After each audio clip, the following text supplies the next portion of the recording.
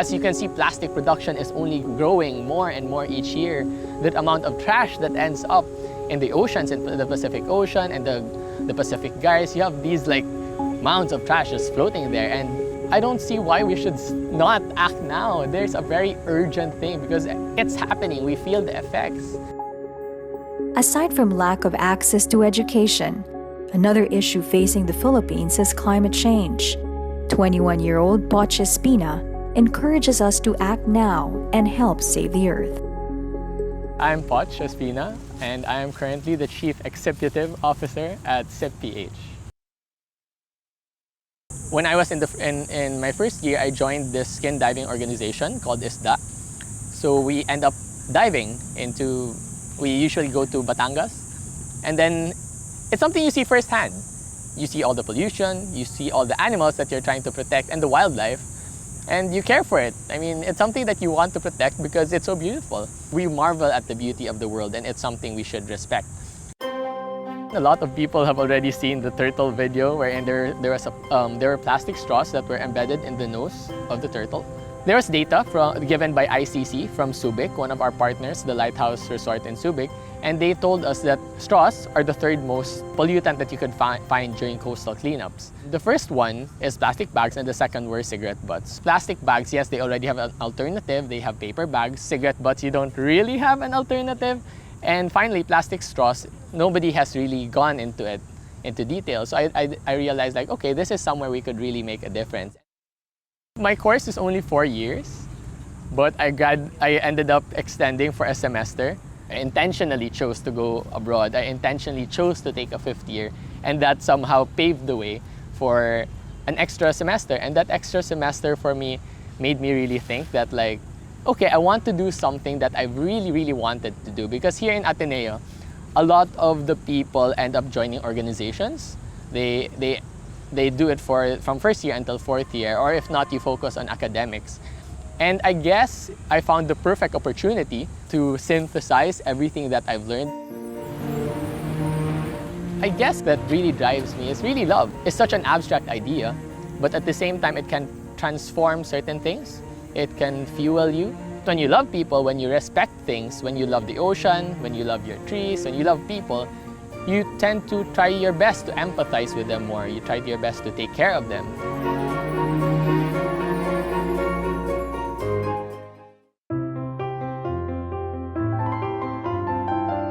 What can you do for the environment?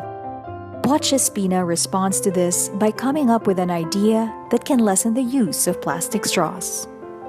The idea of a project. If you really, really want to make a difference, then you act on it. I mean, the first step for me was like, okay, I'm going to use a metal straw. The name SIP itself, when you say SIP, it's a straw, and then it's made of steel, and again, it's a straw, like a metal straw, and people immediately know what it is. So CIPPH was established a little over 5 months ago, back in November 2016. It actually started as a frustration out of the fact that I could not find any alternative to the plastic straws. I mean, personally, I already reduced the amount of plastic I use in my everyday life. And I saw an opportunity where maybe I could use it also to, well, make a difference. And at the same time, let's be real, we need to earn money also.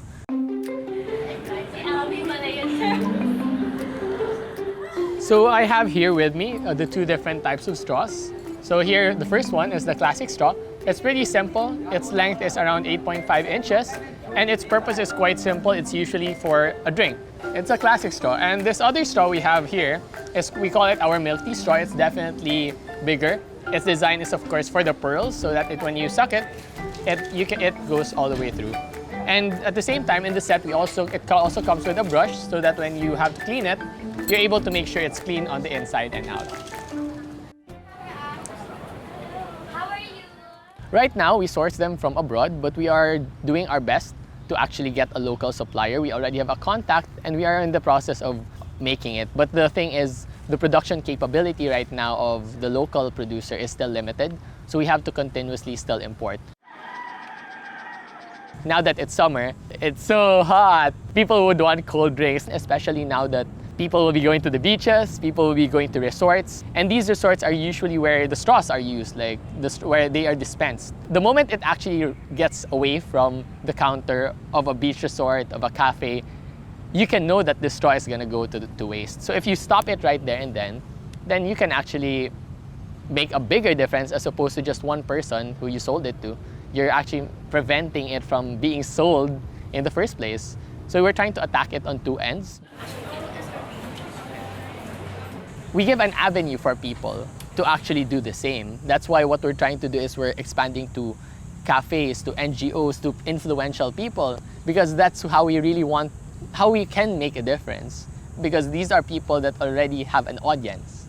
Now it's a matter of getting these people who have the audience to make the switch, to encourage people, to educate people, to avoid using disposables. I'd like to think that what we're trying to do here in SIP is we want to also inspire people, because we want to make sure that they can also make a difference. It's the first step. People often argue that, oh, you shouldn't use a straw at all. Yes, I totally agree. So you want to make sure that people actually slowly transition to not using straws. It's just funny, every now and then I get a troll account that tells me that, hey, you're using metal, you're not an environmentalist, don't use straws in the first place. Like, wait lang, let's take it easy, let's talk. There have been definitely hardships in trying to convince them. What kept me going is definitely the people around me. The thing about in our team is I don't count them as my employees, I count them as my partners. Having a partner who has the same fervor, who has the same passion to actually make a difference is really amazing, because there are days that I'm down, that I get discouraged, and then she's the one who pulls me up. It's definitely something inspiring when people believe in you, when you know what you're doing and you know that you're doing it for the right reasons. The vision for SIP is we want to create an avenue for people to have a zero waste lifestyle.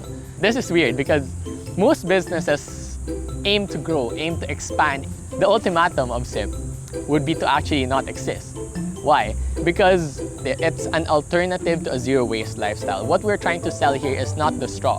What we're trying to sell here is the advocacy of people no longer wanting to use disposables.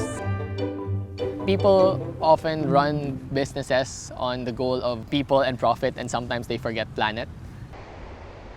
The problem sometimes of environmentalism is a lot of people find it alienating. Like, it's only for the people who have money or the people who really love the world. It's not for everyone. But the thing about this advocacy is we want it to be for everyone. This is a God-given world, and this is something we should actually, again, take care of, because it was given to us not to destroy, but to borrow, to take care of, and to continue to protect. I'll admit it's much harder to change their mentality. It really has a lot to do about education, because there's this nice thing about in change management wherein, sure, you start small. You start with a small group of people who are already into the advocacy, your early adopters. And eventually, once more and more people start to do it, even these people who, like you say, are maybe apathetic, will actually make the switch. Because people often talk, yes, we want to change a culture, but we want to do it on multiple ends. We want to do it in a business perspective, and we also want to do it on a very innate perspective. And like I said, it's something a lot to do about self-purpose, about knowing why you're here in this world, and knowing that you have a responsibility to make a difference. Because again, we're only here for a short while. When you're in your early 20s, people will always like, wow, you're 21 and like you're doing this? People always get amazed, and I guess it helps you, because like I said, a business is never easy. Well, nothing in the world is ever easy, but I'll tell you now that when people around you are telling you you're doing something right at such a young age, then it inspires you to make sure that the rest of your life is actually geared on that. So if I was to encourage other millennials, it's to, well, definitely take a leap. Like, find a way, because somehow you will be able to find a way. And at least I'm thankful that I'm in a position where my parents support me, where my friends support me, and I'm able to do what I really want to do to, well, again, make a difference. If you look at how the world works, it's not just the leaders who are really making a difference. how would these structures function if you did not have everyone else? Like, everyone works towards one goal, and it's all just about working together to reach it. My dream is for the Philippines is simple, and it's that we'll be able to keep it the way it is. It's so beautiful. We are the center of biodiversity in the world. We are able to do something. We are able to make a difference, and it's just about knowing how to make it and what for. You might drop today a plastic straw in some trash bin maybe, and next thing you know, it already impacted your child. It gave them some disease that appears 10 years from now. I hope that everyone somehow will make a difference in their own little way.